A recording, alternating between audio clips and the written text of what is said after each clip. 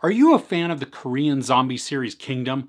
I came late to the party, but I got hooked and ended up loving it. We're still waiting on season 3, but Netflix has provided a special episode with Kingdom Ashin of the North to help satisfy some cravings. Does this movie give us what we need, or are we left disappointed?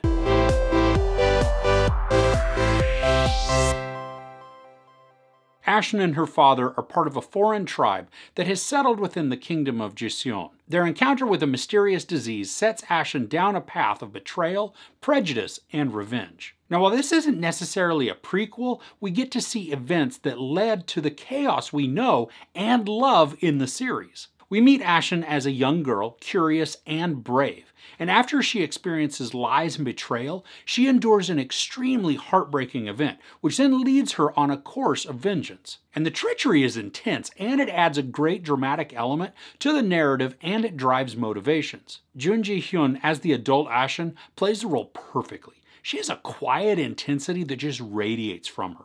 She also has this cold determination in her eyes and the actions that make her someone you don't want to have as an adversary. She's able to be fierce, vulnerable, and sympathetic at the appropriate times and plays them all convincingly. I like too that her progression makes so much sense. Probably at least the first half of the film is really creating and explaining all the situations that she endures that then lead her to become a force to be reckoned with. The narrative does a good job of building the world for us. It gives us insight into the tribal structures, and especially when it comes to territories and the boundaries. I think the class structure and hierarchies are illustrated really well, and they help to establish mindsets that then explain behaviors. The haves versus the have-nots, and the way the lower caste is looked upon and treated by the upper just works to set up animosities, which also show how those in power use those that aren't for their schemes. There are a lot of exciting POV shots during some intense chase scenes, especially in the first portion of the movie. The music mixed with the cinematography and action create really good anxiety and suspense, and the shots they utilize here are just stunning. There are so many wide shots with landscapes that are beautiful, and so many different environments are explored. We have dark and dense forests, expansive plains,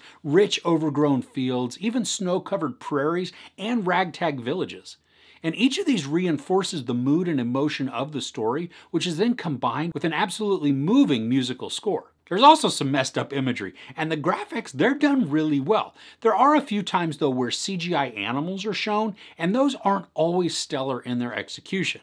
It's not enough to ruin the scenes, but they certainly are noticeable. To add to the intensity and drama is the clash between borders. These groups antagonize each other and create conflict, even though they begin to have one common enemy. There are many long continuous takes that are pretty engaging as they keep us connected to the action, and it's not breaking us out of the emotion as we take in these events without any type of scene cuts. After a good setup, the story begins its focus on Ashin, and it effectively builds her character.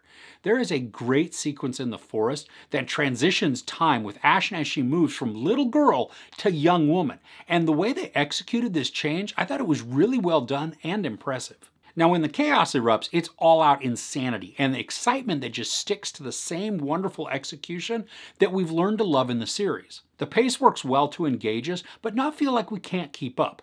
The action sequences are quick and urgent, and then the story will slow down to allow for more drama or story building. And the first half is actually slower than you might expect, especially given how much of the series plays out. But the storytelling is really I wish that this would have either been longer than its 92-minute runtime, or that it would have been like a mini season, so we could dive into even more detail on some aspects, characters, and motivations. This really worked just to get me even more hyped for season 3. The buildup is exciting, and the story gives us a good backstory and motivation for Ashin. Now, I'm very curious to see how what we watched here is going to play into what's to come. So overall, this character-building tale of revenge provides good backstory and development for the very popular series. And while I wish this was longer to provide more detail on some characters, the story is a compelling one with beautiful cinematography and a central character who is both sympathetic and engaging. There's no sex, some nudity, not really any profanity, but a massive helping of bloody and gory violence. I give Kingdom Ashin of the North 4 out of 5 couches. So are you excited for season 3? What did you think of this special episode movie? Let me know in the comments below.